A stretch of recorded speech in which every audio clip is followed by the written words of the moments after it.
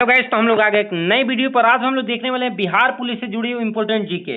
और मैं बता दूं कि आज मैं जितने भी जीके लाए हूं ये बिहार पुलिस में पहले पूछे जा चुके हैं और इतने इंपॉर्टेंट जीके हैं कि मैं बता नहीं सकता हूं, क्योंकि मैंने देखा कि बहुत बार ये क्वेश्चन रिपीट हुए हैं, क्योंकि अनेकों बार ये क्वेश्चन रिपीट हुए हैं, इसीलिए मैं इस क्वेश्चन का लाया हूं। देख लीजिएगा, आपकी कई बार पूछा गया है, बिहार पुलिस में अनंत बार पूछा गया है और जितने भी क्वेश्चन ये बहुत बार पूछे जाने वाले भी हैं। इनकी संभावनाएं बनती है कि एग्जाम में जो इस बार की एग्जाम होने वाला है, जो री एग्जाम होने वाला है, उसमें भी इसकी चांसेस बहुत ज्यादा बनती है। अगर आप भी चाहते हैं कि आपका एग्जाम में एक भी क्वेश्चन गलत नहीं हो, वाकई में आपकी सपना है कि इस बार की वर्दी मिल जाए, तो पूरा वीडियो वॉच करके जाइए। और मैं निश्चित कहता हूं कि इस बार की वर्दी आपको मिलने वाली है। हाँ, लेकिन पूरा वीडियो को वॉच करना है। और देखिए, आप लोगों को जीके जीएस पे सबसे ज्यादा ध्यान देना है, क्योंकि मैं बता दूं कि जीके जीएस आपके लिए इतना इंपॉर्टेंट क्यों है। तो मैं बता दूं कि एग्जाम का 70% हिस्सा ही जीके जीएस आएगा, मात्र 30% ही अलग आएगा जिसमें हिंदी आएगा। उसका भी मैं हिंदी भी बहुत जल्द क्लास हिंदी का भी लूंगा, जो कि एग्जाम में जहां जहां से क्वेश्चन आएंगे उसके वीडियो तुरंत आप लोगों को मिल जाएंगे। अगर आप चाहते हैं कि सबका क्लास प्रॉपर आपका एग्जाम तक मिल जाए, और किस दिन आपका एग्जाम है जरूर एक बार कमेंट करिए। उस दिन तक मैं प्रयास करूंगा कि सब चीज खत्म कर दूं, ताकि आप एग्जाम में बैठे तो बेहतर से बेहतर करें। तो आइए हम लोग क्वेश्चन को स्टार्ट करते हैं और समझते हैं, और बाकी जिस दिन आपका एग्जाम है कमेंट जरूर कर दीजिएगा। चलिए क्वेश्चन को देखते हैं। पहला क्वेश्चन है, मिर्जा तालिब किस सम्राट के समय में थे? अकबर के समय में कि बहादुर शाह द्वितीय और जहांगीर अकबर द्वितीय? देखिए, तो इसका राइट आंसर मैं बता दूं तो बहादुर शाह द्वितीय के समय मिर्जा गालिब सम्राट के समय थे, याद रखिएगा। और ये पूछा गया है बिहार पुलिस कांस्टेबल 2012 में पूछा गया है। मैं सब जितने भी पूछा गया है मैं सब कुछ आपको बताते हुए चलूंगा, और जो मैं एक्स्ट्रा बताऊं उसको भी ध्यान रख लीजिएगा। देखिए क्या है, मौर्य वंश का अंतिम शासक कौन था? देखिए, मौर्य वंश का अंतिम शासक कौन था? कुणार था, बृहद्रथ था, सुसीम था कि संप्रही था? तो मैं बता दूं कि इसका राइट है आंसर है बृहद्रथ था। एक बात और मैं बता दूं कि मौर्य साम्राज्य का संस्थापक कौन था? अगर पूछ देता है कि मौर्य वंश का संस्थापक कौन था, तो याद रख लीजिएगा चंद्रगुप्त मौर्य। मौर्य वंश का संस्थापक कौन था? मौर्य चंद्रगुप्त मौर्य थे। और चंद्रगुप्त मौर्य का जन्म कब हुआ था? 345 ईसा पूर्व। 3-4 क्वेश्चन में बता रहा हूँ, ध्यान दीजिए कि मौर्य वंश के संस्थापक कौन के थे? चंद्रगुप्त मौर्य। और चंद्रगुप्त मौर्य का जन्म कब हुआ था? 345 ईसा पूर्व हुआ था, याद रहेगा। और चंद्रगुप्त मौर्य के प्रधानमंत्री कौन थे? चाणक्य थे, याद रख लीजिएगा। बस ज्यादा नहीं याद रखिए, बस इतना ही याद रखिए। और मगध के गद्दी पर कब बैठे थे? मैं बता देता हूँ, चंद्रगुप्त मौर्य जो है मगध के गद्दी पर 322 ईसा पूर्व बैठे थे। इस बात को याद रखिए। कितने क्वेश्चन बताया? 4-5 क्वेश्चन, ध्यान सुनिए। मौर्य वंश के संस्थापक चंद्रगुप्त मौर्य थे, याद रहेगा। उनका जन्म 345 ईसा पूर्व हो था। मगध के गद्दी पर कब बैठे थे? 322 ईसा पूर्व बैठे थे, ठीक है। और उसके मौर्य वंश के प्रधानमंत्री कौन थे?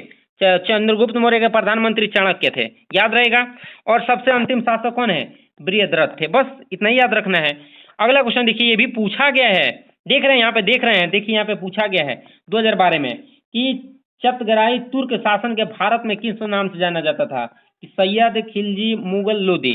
तो मैं बता दूं कि चतराई तुर्क शासन जो है भारत में मुगल के नाम से जानी जाती थी। किस नाम से जानी जाती थी? मुगल के नाम से जानी जाती थी। यहां से मैं आप लोग को एक प्रश्न पूछ रहा हूं, इसका आंसर मैं अगले वीडियो में दे दूंगा। मैं देखूं कि आप कितना पढ़ रहे हैं, बस आप बता दीजिए कि मुगल वंश का संस्थापक कौन है?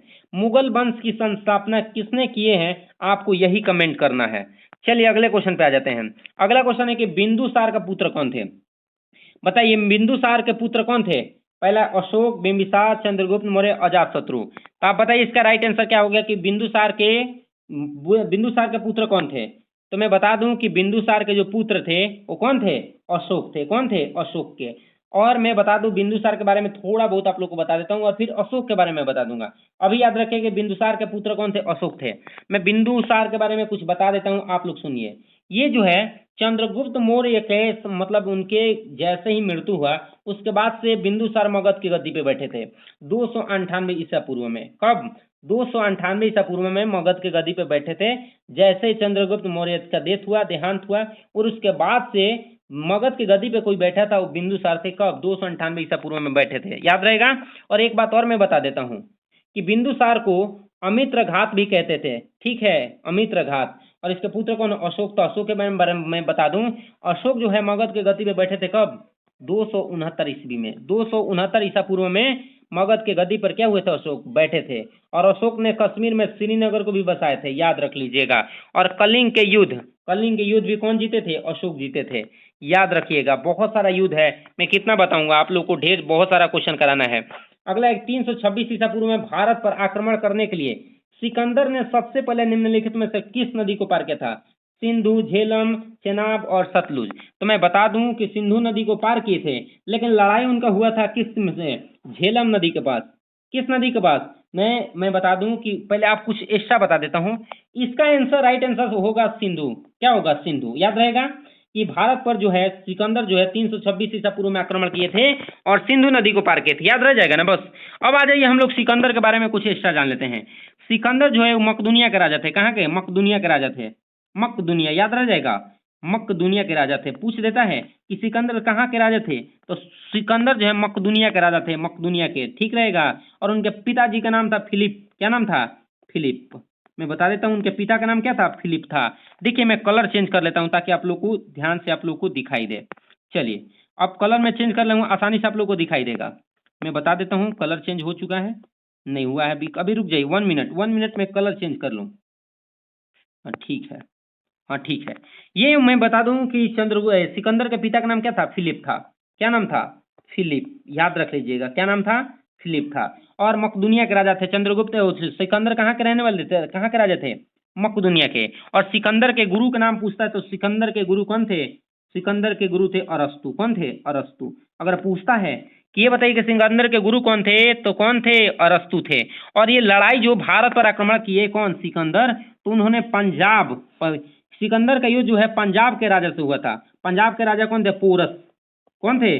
पंजाब के राजा पोरस के साथ इनकी क्या हुआ था? सिकंदर का युद्ध हुआ था। वो भी किस नदी के किनारे हुआ था? तो झेलम नदी के किनारे हुआ था। याद रहेगा कि सिकंदर जो है 322 ईसा पूर्व में जब आक्रमण किए थे, कहाँ पे? भारत पे, तो पंजाब के राजा पोरस के साथ क्या हुआ था ना? झेलम नदी के किनारे लड़ाई हुआ था उसमें। याद रख लीजिएगा। और सिकंदर की मृत्यु भी याद रख लीजिएगा। सिकंदर की मृत्यु जो हुआ था 323 ईसा पूर्व में हुआ था। इस बात को याद रख लीजिएगा। भाई देखिए, जितने भी एक्स्ट्रा आ जाता है तो मैं बता देता हूँ, बाकी आप लोगों की मर्जी। याद रखिए, बलभचार्य किसकी भक्ति का प्रचार किए थे? राम के, विष्णु के, कृष्ण के, शिव के। तो मैं बता दूं कि इसका राइट आंसर होने वाला कृष्ण के भक्ति किए थे। किसके भक्ति किए थे? कृष्ण के। अगला देखिए, चंद्रगुप्त मौर्य के गुरु कौन थे? चंद्रगुप्त मौर्य के गुरु कौन थे? सकंदगुप्त, विष्णुगुप्त, विष्णु शर्मा, कलहगण। तो मैं बता दूं कि चंद्रगुप्त मौर्य के गुरु कौन थे? विष्णुगुप्त थे। कौन थे? विष्णुगुप्त थे। अगर वही पूछ देता है धार्मिक गुरु कौन थे, वही पूछ देता कि चंद्रगुप्त मौर्य के धार्मिक गुरु कौन थे, तो भद्रबाहु थे। कौन थे? भद्रबाहु। कौन थे भाई? भद्रबाहु थे। याद रख लीजिएगा। मैं एक्स्ट्रा बता देता हूँ, 2-4 को एक्स्ट्रा बताता हूँ ताकि आपके दिमाग में सेट हो जाए। निम्न में से कौन सा सुमेलित नहीं? सब बिहार पुलिस में पूछे गए हैं, देख रहे हैं। अकबर नहीं है, जहांगीर भी नहीं है। देखिए, औरंगजेब मनुची से संबंधित है, तो इसका राइट आंसर डी नंबर हो जाएगा। क्या हो जाएगा? इसका राइट आंसर डी नंबर हो जाएगा। अगले क्वेश्चन पे आ जाते हैं। अगला क्वेश्चन भी बहुत ज्यादा इंपॉर्टेंट है। निम्न में से कौन सा पुस्तक मेगास्थनीज ने लिखा था? मेगास्थनीज का पुत्र तो सब लोग जानते हैं कि पुस्तक कौन सी है? इंडिका है, जो कि चंद्रगुप्त मौर्य के दरबार में भी मेगास्थनीज जो है आए हुए थे। समझ रहे ना? वो भी किसके? मेगास्थनीज जो है सेल्यूकिड निकोसस के राजदूत थे। मैं बता देता हूँ आप लोग को, कुछ एक्स्ट्रा बता रहा हूँ मेगास्थनीज के बारे में, सुन लीजिए। मेगास्थनीज जो थे वो सेल्यूकस निकेकट के राजदूत थे। ठीक है। और चंद्रगुप्त मौर्य के दरबार में रहता था। चंद्रगुप्त मौर्य के दरबार में क्या करते थे? रहते थे। और चंद्रगुप्त मेगास्थनीज ने इंडिया नामक पुस्तक लिखे। तो कौन सा? इंडिका नामक पुस्तक लिखे थे। और मेगास्थनीज ने भारतीय समाज को 7 जातियों में विभक्त किया था। याद रखिएगा कि मेगास्थनीज जो है वो भारतीय समाज को 7 जातियों में क्या किए थे? बांटे थे। कितने जातियों में? 7 जातियों में बांटे थे। कौन? मेगास्थनीज। इनका बुक कौन सा है? इंडिका है। कौन सा है? इंडिका है। जो सेल्यूकस निकेटक का राजदूत थे, लिख दूं क्या? सेल्यूकस, मैं लिख देता हूं, सेल्यूकस निकेटक के क्या थे? राजदूत थे। कौन? मेगास्थनीज। जितना मैं बताया हूं सब इंपोर्टेंट है। अगला क्वेश्चन देखिए, तृतीय बौद्ध परिषद का आयोजन किसके द्वारा करवाया गया? तो तृतीय ये कराया गया था किसके द्वारा? अशोक के द्वारा। इसके पहले बिंबिसार के द्वारा भी कराया गया था। याद रखेंगे। अगले क्वेश्चन पे आ जाते हैं। अगला क्वेश्चन देखिए कि बहुत इंपोर्टेंट है। हर्षवर्धन के शासनकाल में सत्ता का केंद्र कौन था? कनौज था, थानेश्वर था, प्रयाग था, बनारसी था। तो मैं बता दूं कि हरवंश के शासनकाल में सत्ता केंद्र कनौज था। कौन था? कनौज था।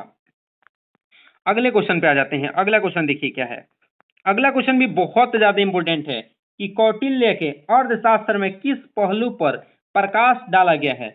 आर्थिक जीवन पर, राजनीतिक नीतियों पर, धार्मिक जीवन पर, सामाजिक जीवन पर। तो मैं बता दूं कि अर्थशास्त्र में किसी पहलू पर अगर डाला गया है तो है राजनीतिक नीतियों पर। किस पे? राजनीतिक नीति पर। अगला देखिए क्या है, मेगास्थनीज दूत था, अभी बताया था, सेल्यूकस निकेटक का। किसका? सेल्यूकस निकेटक का मेगास्थनीज क्या था? राजदूत था, जो कि रहता था किसके दरबार में? चंद्रगुप्त मौर्य के दरबार में रहता था, याद रहेगा। और मेगास्थनीज के बारे में बताया था कि मेगास्थनीज भारतीय जातियों को कितने भागों में? 7 भागों में क्या किए थे? विभक्त किए थे। कौन? और मेगास्थनीज का बुक अभी हम लोग पढ़े थे, इंडिका। क्या चीज? इंडिका। अभी हम लोग देखे थे कि इंडिका किनका बुक है? मेगास्थनीज का, जो कि किसके राजदूत थे? सेल्यूकस निकेटक के। किसके? सेल्यूकस निकेटक के। अगला क्वेश्चन देखिए क्या है। अगला क्वेश्चन है सुमेलित 1, सुमेलित 2 सुमेलित कीजिए जिसे नीचे दिए गए कुछ का सही है। तो इसमें जो सही है उसी को क्या करना है? मिलान करना है। तो इसको आप लोग मिलान कर लीजिएगा। देखिए मैं बता दूं कि इसमें सही जो है वो कौन सा है? बी नंबर होने वाला है, याद रख लीजिएगा। अगला क्वेश्चन देखिए, इसमें का बी नंबर हो जाएगा, मतलब पहले का चौथा। आप लोग मिला लीजिएगा, मैं इसको टाइम लग जाएगा, मैं बता देता हूँ, आप लोगों को बता ही देता हूँ। देखिए पहला का चौथा हो जाएगा, पहला का क्या हो जाएगा? चौथा हो जाएगा कि देश बंधु चित्तरंजन दास की बसंती देवी थी। इनकी क्या नाम था वाइफ का? बसंती देवी। और इसके साथ साथ याद रख लेना है, और एक नंबर, ये 3 नंबर, बी नंबर का क्या होगा? 3 नंबर। बी नंबर का क्या होगा? 3 नंबर, याद रख लीजिएगा। लाला लाजपत राय का संबंध किससे था? राधा देवी से था, याद रह जाएगा। और वही आप लोग को मैं बता दूं कि महात्मा गांधी का संबंध कस्तूरबा गांधी से था, मतलब इनकी रानियों का नाम था, उनसे जिनसे शादी हुआ था, याद रहेगा। और आप लोग को चौथा का संबंध किससे है? चौथा का संबंध तीसरे से, याद रख लीजिएगा। ठीक है, आप लोग समझ चुके, दूसरे से था, सॉरी ये दूसरे से था। तो आप लोग समझ गए, मैं फिर से मिला देता हूँ। चित्तरंजन दास का संबंध किससे था? बसंती देवी से था। किससे था? बसंती देवी किससे था? और लाला लाजपत राय का किससे था? राधा देवी से था। महात्मा गांधी के कस्तूरबा देवी से शादी हुआ था, और इनका नेहरू जी का स्वरूप रानी का था। इनसे क्या हुआ था? शादी हुआ था इन लोगों का। आप लोग सही पूर्वक मिलान कर लीजिएगा। अगले क्वेश्चन पे आ जाते हैं, किसके शासनकाल में मेगास्थनीज भारत आया था? अशोक के समय, चंद्रगुप्त मौर्य, कुमारगुप्त और हर्षवर्धन। तो मैं अभी बताया था कि मेगास्थनीज जो आए थे भारत, मेगास्थनीज किसके? चंद्रगुप्त मौर्य के शासनकाल में, चंद्रगुप्त मौर्य के शासनकाल में मेगास्थनीज भारत आए हुए थे। वो भी किसके? सेल्यूकस निकेटक के राजदूत बन के, याद रहेगा। कितनी बार बताऊं भाई एक ही क्वेश्चन को। प्राचीन भारत में निम्नलिखित में से कौन सी एक लिपि दाएं से बाएं ओर की लिखी जाती है? ब्राही, नंदी नागरी, शारदा और खरोष्ठी। तो खरोष्ठी याद रखना है। और अभी की लिपि जो हम लोग यूज करते हैं वो कौन सी लिपि? आप लोग जरूर कमेंट करिए। तो अभी की लिपि जो हम लोग उपयोग कर रहे हैं वो कौन से लिपि का हम लोग उपयोग कर रहे हैं? आप लोग बता देंगे तो मैं बहुत आपको मानूंगा कि आप बिल्कुल पढ़ रहे हैं, मुझे उम्मीद हो जाएगा। 1925 के कानून के कांग्रेस अधिनियम के अध्यक्ष कौन थे? 2025 के कानपुर कांग्रेस अधिनियम के अध्यक्ष कौन थे? लाला लाजपत राय, सरदार वल्लभ भाई पटेल, पंडित जवाहरलाल नेहरू, सरोजनी नायडू। तो मैं बता दूं किसका राइट आंसर होने वाला है? क्या? सरोजनी नायडू। ये भी 2012 में पूछा गया है। अगला क्वेश्चन है, कौटिल्य का अर्थशास्त्र हमें डॉट डॉट प्रशासन के बारे में जानकारी देता है। गुप्त के बारे में कि चंद्रगुप्त मौर्य की प्रतिहार की राष्ट्रकूट। तो मैं बता दूं कि कौटिल्य जो है वो चंद्रगुप्त मौर्य के बारे में हमें क्या कहता है? बताता है, याद रख लीजिएगा। कौटिल्य कौटिल्य मंत्री था लो किसके? चंद्रगुप्त मौर्य का मंत्री कौन था लो? कौटिल्य, याद रख लीजिएगा। अगले क्वेश्चन पे आ जाते हैं, निम्न में से पाल राजाओं में से कौन सा वंशगत राजा नहीं था बल्कि उसे चुना गया था? गोपाल, देवपाल, धर्मपाल, महिपाल। तो मैं बता दूं कि इसका राइट आंसर होने वाला है गोपाल। गोपाल जो है वंशगत राजा नहीं था, बल्कि उसे क्या किया गया था? चुना गया था। आपको ये जितने भी क्वेश्चन दिखा रहा हूं ना, ये सब के सब इम्पोर्टेंट है, सब के सब। डॉट डॉट मौर्य साम्राज्य की राजधानी कहाँ थी? पाटलिपुत्र थी। लेकिन कई बार बदला गया था, कभी पाटलिपुत्र किया जा रहा था, कभी वैशाली किया जा रहा था, कभी, समझ रहे ना, कई बार बदला गया था। अगला क्वेश्चन देखिए क्या है, रुएखंडलम किस मुगल शासक की मृत्यु के पश्चात स्वतंत्र राज्य बना था? तो औरंगजेब इसका राइट आंसर हो जाएगा। क्या हो जाएगा? औरंगजेब। ये भी देखिए 2014 में पूछा गया है। देख रहे हैं जितना भी क्वेश्चन मैं आज दिखा रहा हूं सबके सब पूछे गए हैं। रामकृष्ण मिशन का मुख्यालय कहाँ स्थित है? बेलूर। तो इसका राइट आंसर ही बेलूर हो जाएगा, पहला बिल्कुल सही है। अगला क्वेश्चन देखिए, प्राचीन नगर तक्षशिला निम्न में से किसके बीच स्थित है? सिंधु और झेलम के बीच, झेलम और चिनाब के बीच, चिनाब और रवि के बीच। तो मैं बता दूं कि सिंधु और झेलम के बीच प्राचीन नगर तक्षशिला क्या है, स्थित है। लेकिन यहाँ से मैं क्वेश्चन आप लोग पूछ देता हूँ कि सिकंदर जब आया था तो कौन सी नदी को पार किया था और किस नदी किनारे पंजाब के राजा के साथ क्या हुआ था, उसकी लड़ाई हुई थी। आप लोग कमेंट करिए, अभी हमने आप लोग को पढ़ाया था और यहीं से जुड़ा हुआ है, इसलिए आप लोग उसको कमेंट करिए कि आप लोग को याद है भी कि नहीं याद है। मैं वो देखूँ आप लोग को याद है।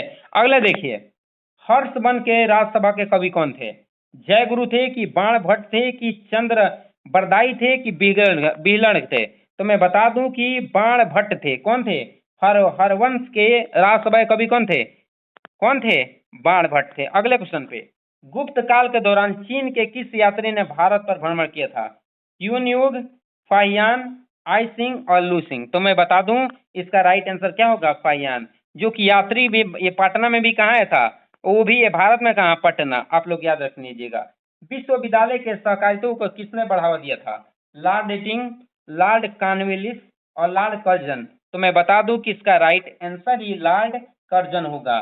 जितने भी क्वेश्चन है ये सब लोग आप लोग एक बार देख लीजिएगा, अच्छे से याद कर लीजिएगा, क्योंकि यहाँ से क्वेश्चन आएगा।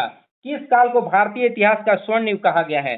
तो मैं बता दूं गुप्त काल को भारतीय इतिहास का स्वर्ण युग कहा गया है। कौन सा? स्वर्ण युग कहा गया है। जितने भी क्वेश्चन मैं लाया हूँ सब आप लोग याद कर जाइए, क्योंकि बिहार पुलिस में यहाँ से आने के चांसेस बहुत ज़्यादा हैं। स्वदेशी आंदोलन कब प्रारंभ हुआ था? स्वदेशी आंदोलन कब प्रारंभ हुआ था? ठीक है, यहाँ पे और भी क्वेश्चन सब दिए गए हैं, देख रहे हैं, बहुत सारे क्वेश्चन हैं। मैं आप लोग को ऐसे ही प्रतिदिन आप लोग को क्या करूँगा, जितने भी क्वेश्चन बिहार बोर्ड में देख रहे हैं, जितने भी क्वेश्चन बिहार बोर्ड में बिहार पुलिस में पूछे गए हैं, उस सारे के सारे क्वेश्चन आप लोग को मैं कराने वाला हूं। लेकिन हाँ, मैं तब कराऊंगा जब आप लोग जरूर कमेंट करिए कि आपका एग्जाम किस दिन को है और आप लोग चाहते हैं कि नहीं चाहते हैं वीडियो कि मैं अब वीडियो बनाऊं कि नहीं बनाऊं आप लोग। लेकिन एक बात और, मेरे चैनल को सपोर्ट करिए, चैनल को सब्सक्राइब करिए, वीडियो को लाइक करिए, ज़्यादा से ज़्यादा शेयर करिए, ताकि मेरा उम्मीद बढ़े और आप लोग के लिए ऐसी वीडियो डेली लाते रहूँ। चलिए तो मिलेंगे अगले वीडियो में, तब तक के लिए जय हिंद।